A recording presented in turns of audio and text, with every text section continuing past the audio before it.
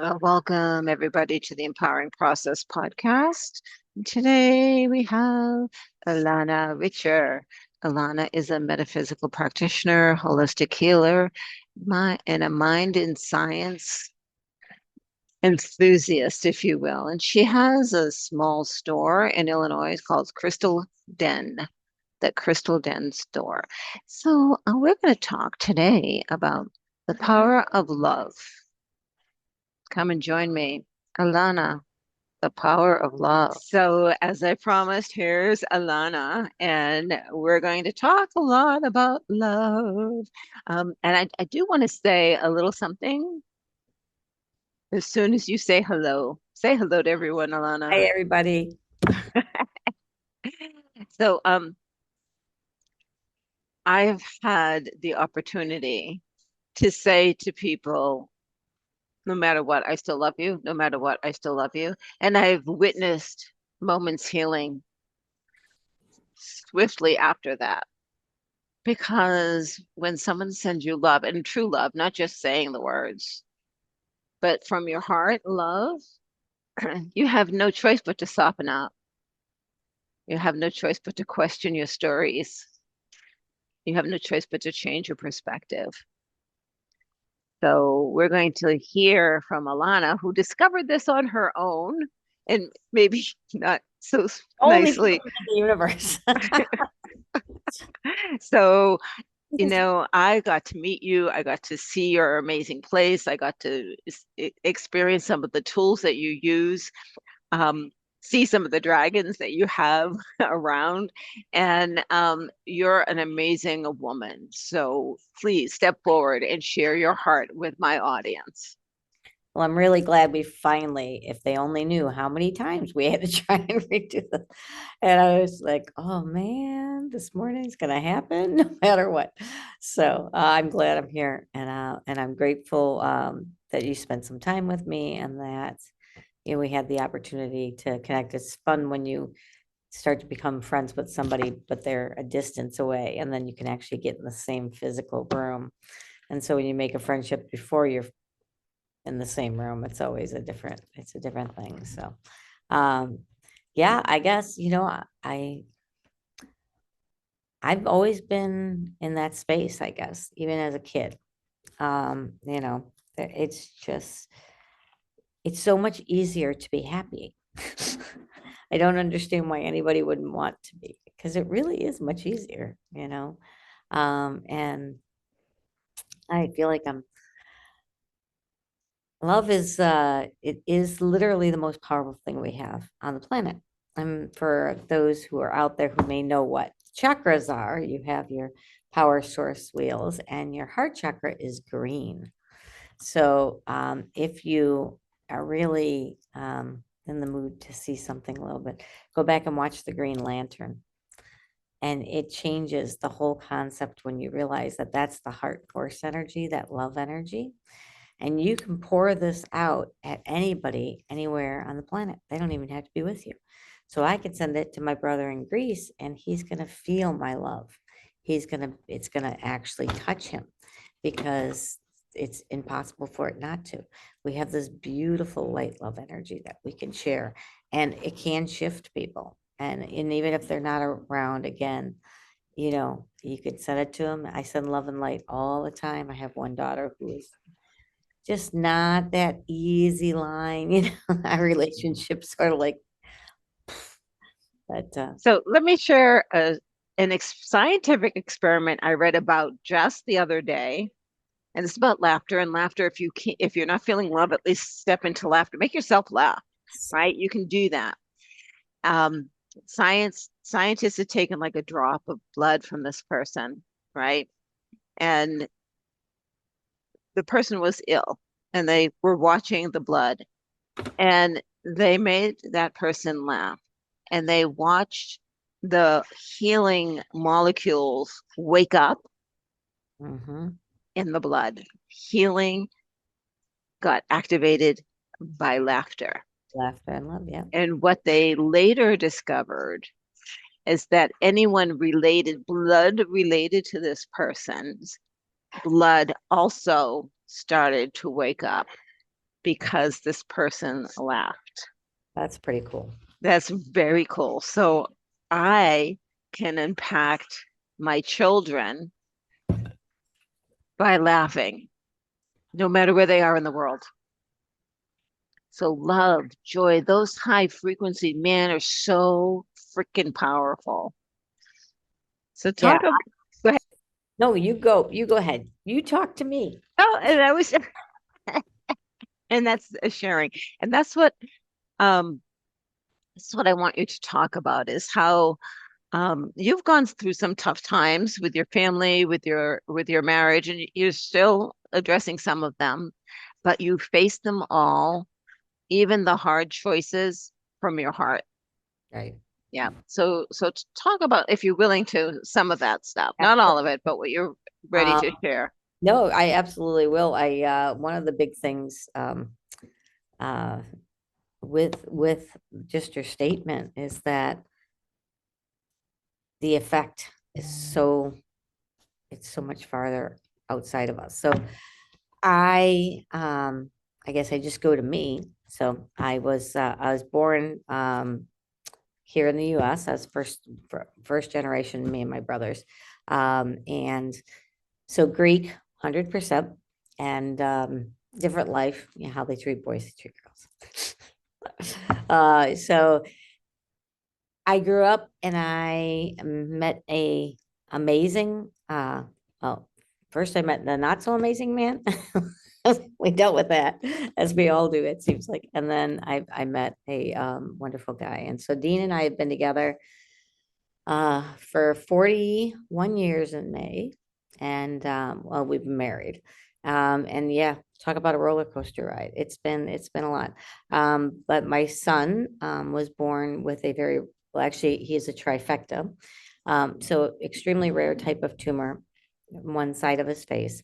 It's like two sets of blood vessels. And so the hemolymphangioma grows, and they basically needed to do what they could. It was in his mouth and the whole right side of his face. And so it's very rare. There's only 117 cases on the planet. And, you know, so it's like, oh, great, you know. And then they came and discovered a few years later, there's the one that was in the back orb of his eye is actually different. That one's even more rare. And then he got liptosis, which is like little fatty tumors. So there's about 250 to 300 throughout his body. So he's gone through a lot over time. He has, that boy is hell and back many, many, many times, and he always comes out with a fire and a flame. He's just fine. But it is to watch it, to be there and to go through, you know, those things.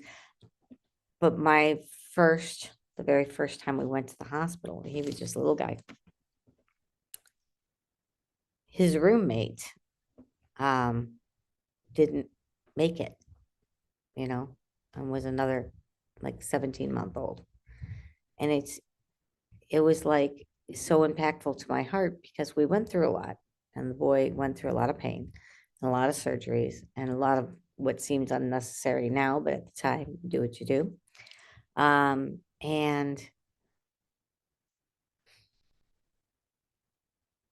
he always went home with me. You know, I didn't look at it in any other way. Like, he's going to go home, try and get on his skateboard. I'm going to have to fight with him not to, because he's got, you know, stitches and everything else. And, but I just, you know, I was always taking him home. And so I look at the world in that way too. You know, also what he's gone through has made me a completely different person because I'm with him. I've learned things, met doctors, read articles that would have never even thought to go near. I've done a little surgery here and there. And we, you know, we were doing great. But yeah, there's a lot of people I wouldn't have met had he not lived the life that he lived. And I have a concept that people, you know, we've done this before.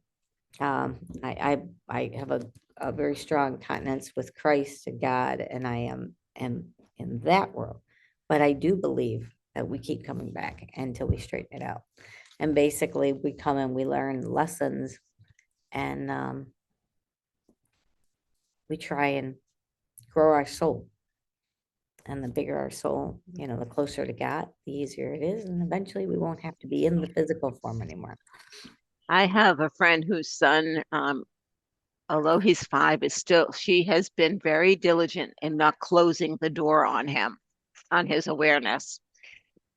And he talks about, when you were my mama before, and you'll be my mama again, but I love this mama, right? And But and she's like, oh, okay. And he is adopted. And he said, I fought to come here for you. So adoption, you're drawn to a child for a reason, yeah, right? no, Yep, yep, the, and if you are kind enough in this life, you can come back and be a dog in the next one, because that's yeah, the truest, all loving, constant. Animals are amazing and they will love unconditionally, completely, without fail. And it just amazes me, like how many much happiness. I have a little Bichon and she just, yeah, even just the neighbors see her, people light up. It's just like, yeah, oh, yep, yep. I visited a friend whose dog walks around with a toy in her mouth, like a baby. And she doesn't play fetch. She will not let go of that toy. I walked in, first of all, she was thrilled I was there and handed me her baby, wow. right?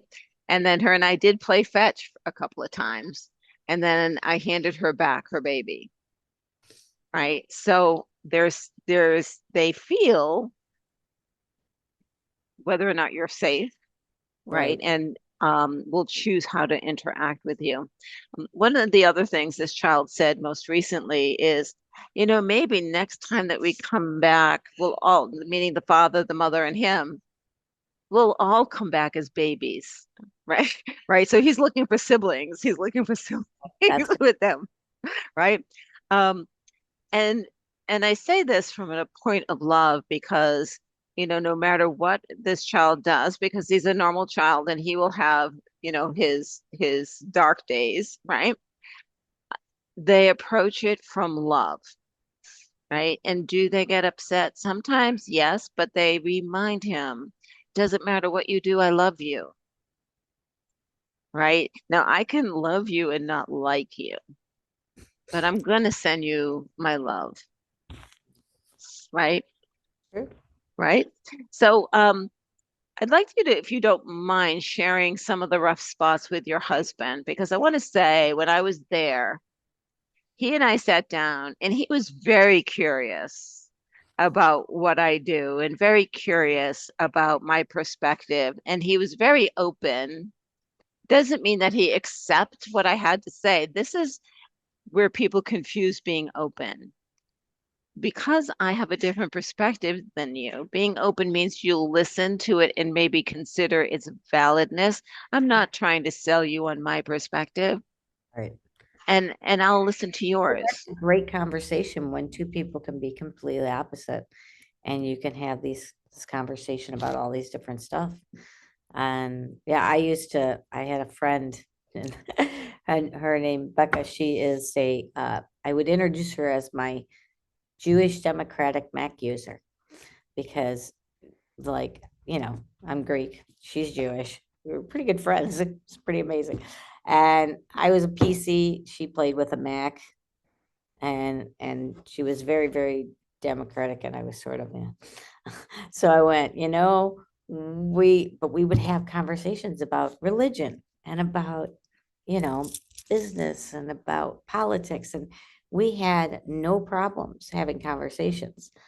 And one day, I looked at her and I said, "You get it, you did it. I'm gonna convert today." And she's like, "You're gonna become a Jew?" And I said, "No, but I'm gonna buy a Mac." And That's conversion, folks. You have no yeah, idea. she was like almost better. I was like, so yeah, and I've been using the Mac, but it was her conversations and her understanding, and like not, we would talk about everything, and we got heated sometimes, but we never got disrespectful. And I think that's what we're missing in the world right now, is people that can actually talk to each other and conversate. The conversation that's why podcasts are becoming so well loved, is a lot of people don't even have that communication themselves. They don't have somebody sit and have a long conversation with, you know. So Yeah, Dean, yeah. You know, so my latest platform, because every once in a while, soapbox, every once in a while I do get on a soapbox. Sorry, folks, but I do.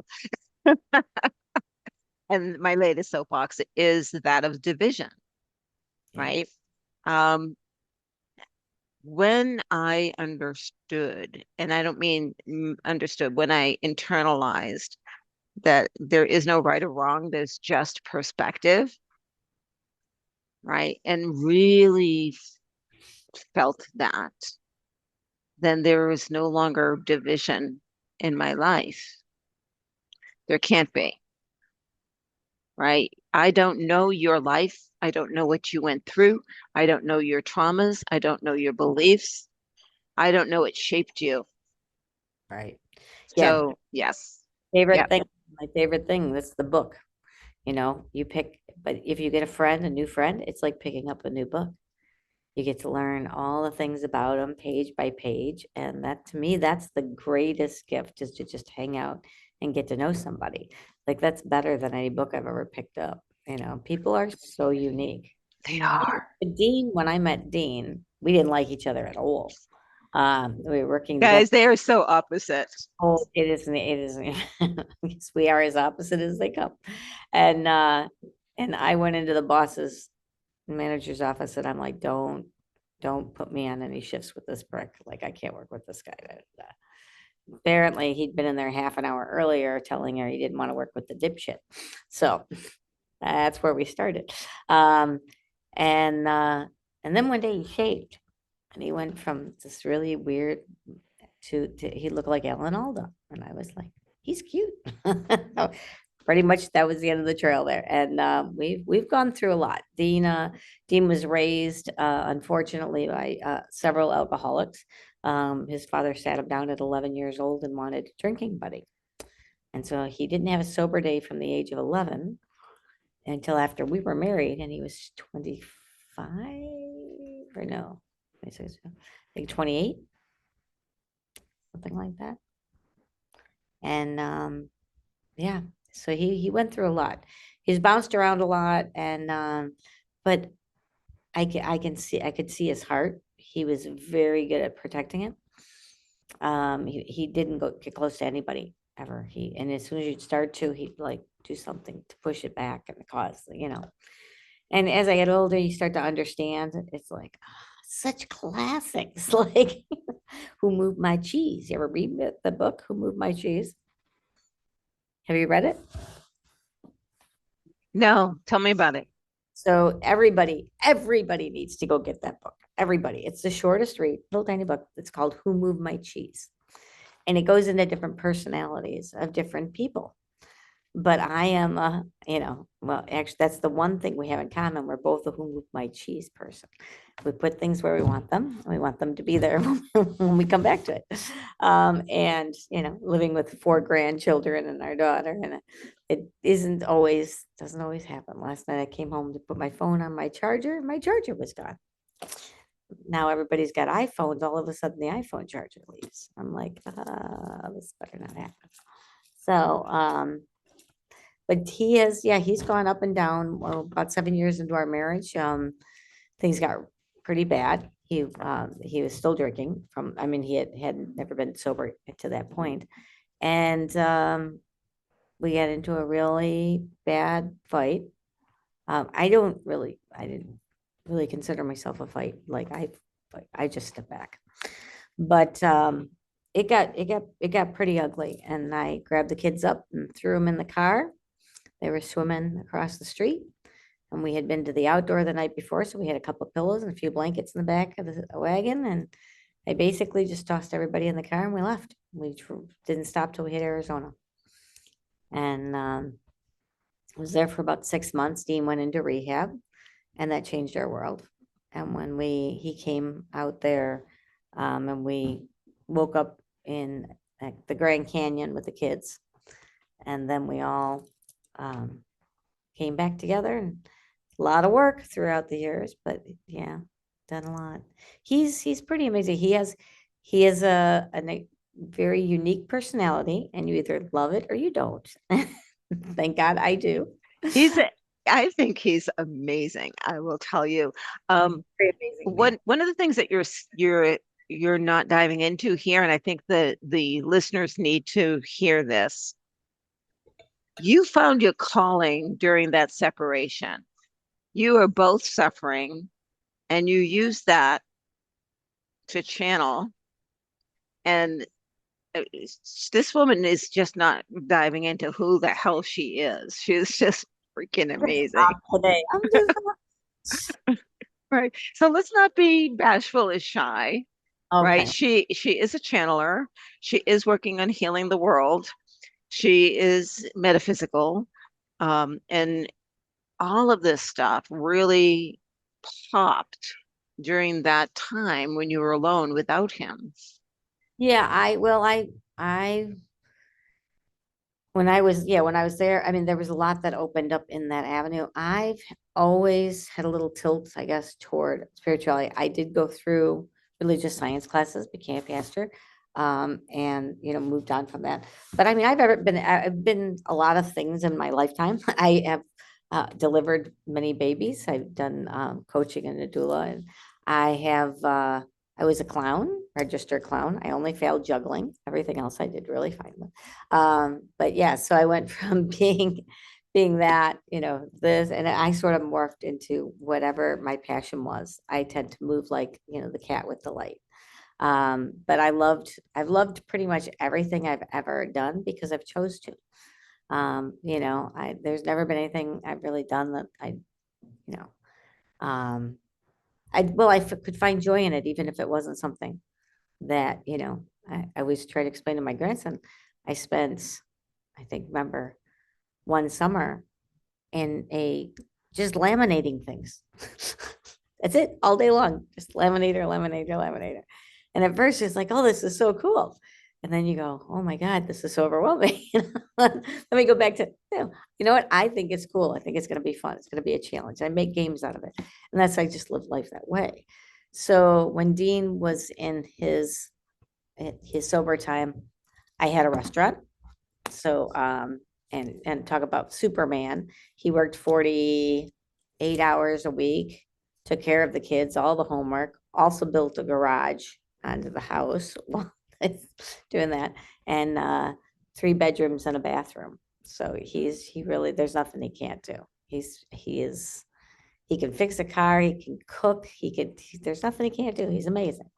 I'm unbelievably lucky, but I've always known that, and I think that's, thinking you're the lucky one is the best way to keep a marriage going. It's keeping the joy of the connection alive. So many of us, and I did the same thing. I mean, it took me a while to wake up. We get into a relationship and you see all of the bells and the whistles and the beauty and the love and the joy and the whatever. And then you start seeing, well, this doesn't work and that doesn't work. And your focus shifts and what you focus on expands, right? And so all you see is the negative and not really the positive. I learned, I will say that my first was definitely a narcissistic relationship. My second, I got into a relationship knowing that this man had anger issues. So why do we make those choices? Right? And it was learning to love me first, right? Learning to love who I am first. And so I think, uh, Self-love is really the biggest missing piece. That's yes, mushrooms are so wonderful in this world because the psilocybin reconnects you to your self-love. If done properly in the right setting with the right, intention, I've seen it shift people 1,000%. And I've seen them go from being so miserable and unhappy every day to looking in the mirror and saying, I love you and meaning it, which is And mean it and mean it. Yes. so. And that it sounds so simple, but it's the and mean it piece, Yep. right? And I know for me, shedding, the shedding, the shedding of the shoulds and have tos and unworthiness and all the other shit that we shed, um, has allowed me to see things from a perspective that I just never understood before, right? And it doesn't mean that you're better than me or that I'm better than you. It doesn't mean that, I have evolved and you haven't. It means that I'm waking up. I'm still kind of groggy. There's still sand in my eyes, right? So it's a process. That's the big. It's a process. I like to call it a quest now. It's a quest.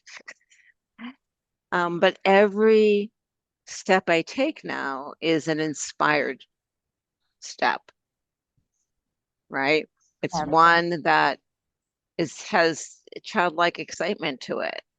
I mean, guys, you have no idea. I am homeless right now and I'm loving it. And I call this my extended office. It's called Starbucks, right? Right? Because this is where I can sit down and get a wire and have a conversation. And I just see the beauty and the joy in every moment in every day that I can. And but I also see the pain. So you have a lot of people that come to you with physical pain,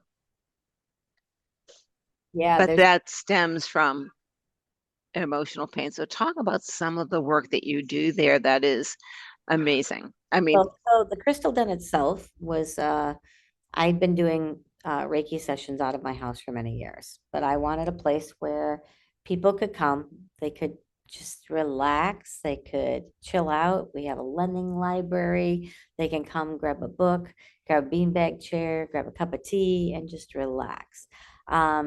Just Zen. That's the whole idea. Come to the den and just Zen. And that, so we have, and then of course, the accumulation of practitioners.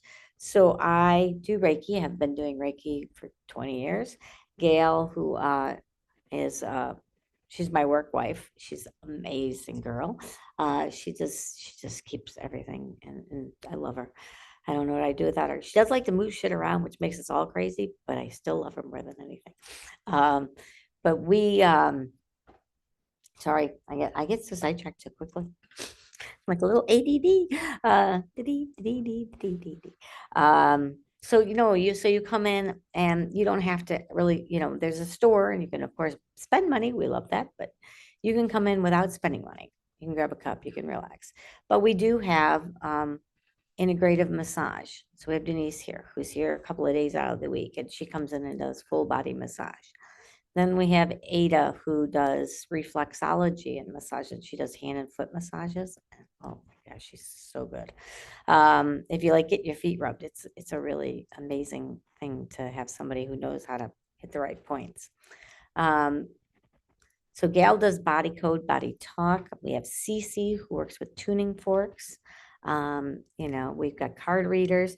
So the object is to like come in, find something that works for you. But in the midst of all of that, we do a free drum circle every month. We have a free open, it's called Mind Metaphysical Discussion Group. We talk about everything from aliens to astral travel. And we love people coming in because we all have our experiences. We all have our knowledge. We all have what podcasts we listen to, and you can share as much as you can learn. and next And time I come, I have to schedule to show up during that time. everybody has something to teach, though. And that's what I love, that just somebody can come in off the street and, feel part of the family here. And that's our biggest thing. We have open Reiki share twice a month. We also teach Reiki. Last night, I was very excited. It was the very first, our sip and paint party last night. So this is my picture. It turned out pretty good. My little orbs, my bunnies. And then there's mushrooms, of course. But yeah, it's the first time we've done that here. And I just thought it was just wonderful to like experience the shutdown of everything else and just sit and be. And it was really awesome. But we have like learning about psychedelic classes. We have um, learning your chakras and your balancing and how to learn to keep yourself within that thing. We have that class coming this Saturday. I mean, there's so many things that happen here, and a lot is reprogram how to speak. A lot of people come in and they're, oh, I need this or I got this going on, and I'll talk with them, but it's learning how to reprogram speech. I don't know. You say, I don't know the answer at the moment, but I'll find out. Like there's a difference, I'm nervous. I anxiety, nervous. I'm like, those words should not exist. No, you're excited. Excited. Yep. Right, Yep. It's what that bubbly thing in the stomach is. That's Yeah. not And bad. understand what that emotion really is and take the label off of it and experience the emotion shifts it. Right. Right, Yeah. exactly. And but it's like, why would you use the word, it's like you've got to reprogram. And so many people will talk down to themselves. They'll, it's like you do something, you spill something, it's like, oh, great job. So I always tell people, think about it like you're three, would you speak to a 3-year-old the way you just spoke to yourself? Like, would you? Would you say, well, that was stupid? Like, you wouldn't do that to a 3-year-old. Why would Right. so? Even offhandly. And you say, well, I didn't mean that. Well, yeah, you did. Yeah, have I'm like, erase, and I'm like, what are you erasing? Like, it's already out in the universe. It's too late. The vibration is there. I'm like, all right, you say so. They're Yeah, like, go chase the wave. okay. Yeah, it's reprogramming the way that we speak and realizing that it's all spells and that how we talk is very important. What we say to ourselves, what we say to others. You look in the mirror and yeah, there's that extra 20 pounds. But Yeah. I love myself. I love the ability that my body has to create energy out of what's already there. And I tell it all these wonderful things. And every night, a little bit lower, and it's a little bit lower, and it's a little bit lower. So, Yeah, and it's just a little bit, a little bit, a little bit. You know,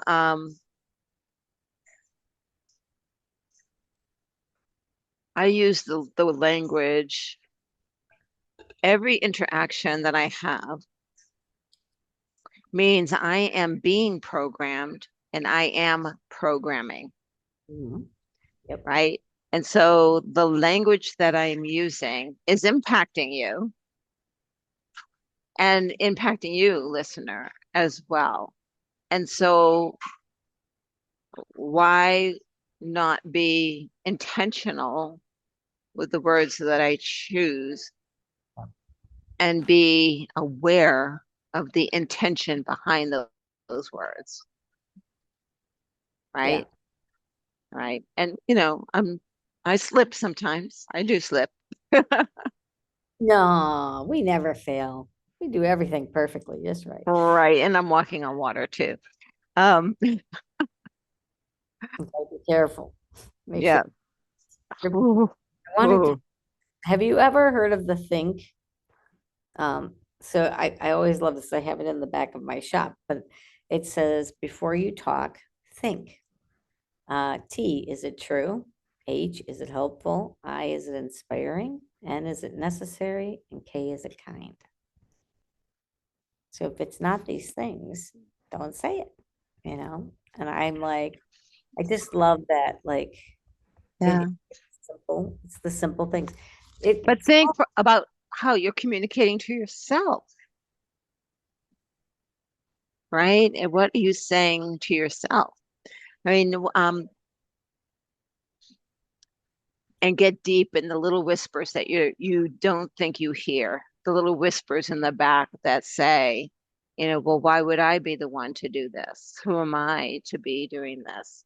Right? That little, well, people will talk about me. Yeah, they will. They'll talk about you in both amazing ways and in disparaging ways, but they're going to talk about you anyway. So why not step into your power, step into your joy, step into your laughter, and let them talk. Let them talk because they're talking because they want it too. Right. Yeah, and I think that's part is it that when Dean you're son Richter, around, my oh, son's phone, with one other. sorry about that, my boy. When you're around people who are in a low vibration, you can bring them up if you try. Like I used to waitress, and it to me, it was I would take all the grumpy old customers that the girls would be like, "Ah, here comes that." I like sit them in my section, you know, and I go over. First thing I do is I touch, whether it's on the arm, whether it's on the shoulder, lean in, give them a little hug, and it's like, and they would just change. Everybody changes with love. And you don't have to, I didn't have to go up and slap my kiss on them, but it's just being in and touching and just, and that's just, again, that's what we do here. It's just a space where people can come and be loved. I have a guy, John, who comes in every day just for a hug when I'm working. He looks in the windows, and if he sees me, he comes running in, he gets a hug, he goes back to work. He's just working done. But it's like you don't have to do anything else. If that hug is feeds you, awesome, because it feeds We me. we all want to be seen. Yeah, yeah, Yeah. it's a very easy thing. I think when I first met my husband, his skew of the world was a little bit different, and he loved my energy, and he loved how I loved life, and but he thought it was all for him. So then when we first married, there was Dallas, lots of Macintosh. oh, it's just one of those days. There's a lot of uh,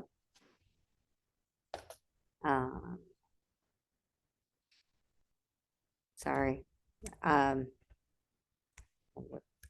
word just totally left me. I hate when that happens. So, It's not important, you know, um, maybe jealousy or concern or feeling like he's being left because you're loving someone else. jealousy was one of the biggest problems. Yeah. Everything that's what he wanted. He wanted me to be his and all of that to be his. And I went, that's just not who I am. And he would get really upset about it. And now he's learning, that there's always going to be for him Yeah. There's always for the him. rest of the world, and I still have Yeah. enough. Oh, it's never ending. It's an infinite source. I remember having a dinner one time with one of my husband's friends, and his friend left, and my husband was really mad. He says, "You were flirting." And I looked at him and I said, "Isn't that what you fell in love with? Isn't that a part of me that charmed you? Do you know Mm, that is part of who I am? It means nothing. He left and I'm here with you, right?" And so it's um, that insecurity and lack of trust can destroy a relationship. yeah. Well, and being raised the way Dean was, Hmm. and mom and dad splitting and coming back together and boyfriends and all these things, and he really his version of the world was much different. And it went on for a while, and then after we had separated and came back, and it was like, you know what, I've been here, I've been doing this, like in the song, if you don't know me by now, remember that? So then then you go through that whole, and so I've learned though that if I just send love all the time, all day, every little thing, I And then just he gets it too, he feels it, but I can send it to him and not be in the same room, but right? Because that energy goes out there. he's feeling loved, and that's all that I just have to. Every time I think about him throughout the day, I send him, and I think that's a big thing too for us because he needs to have that. And Yeah. I'm so busy lately, and we ebb and flow. I mean, there's days where we'll go a day or so and not be all real close, and then I try and even it out when I feel it's going unsteady, but it definitely gets unsteady. It doesn't always perfect. It's just you know But It's always, yeah, it's always where it's supposed to be. So, Elana, I know that you have a store and you have services, and not everything is done in person. You do things online. If people want to get in touch with you or want to know more about you, how would they do that? well, we are crystalden.store is our website, and Crystal Den Store is our Facebook page, and we have Twitter and Instagram and Lord knows whatever else is out there. My number is 847-276-1007, and you can call or text that, and we can set up. And they told her, I'm like, today is just, at least we happened exactly the way we needed to. But yeah, hopefully we'll get an opportunity again. And Exactly. So, and all of this, folks, will be in the show notes. And we will hear some more from Elana because there's so much that we haven't even touched on. This woman is deep. This is Gail Craft from the Empowering Process podcast. Thank you for listening. If you love this, give us a thumbs up. If you know someone who might learn from this, share it out. And as always, please do subscribe so that you know when the next episode is available. Thank you so much, Elana. Bye-bye. Thank you for listening to the Empowering Process podcast. Be sure to visit Gail at gailcraft.com to learn more about how she serves thought leaders, entrepreneurs, and goal seekers. And remember, if you like this broadcast, be sure to share and subscribe so you don't miss an episode.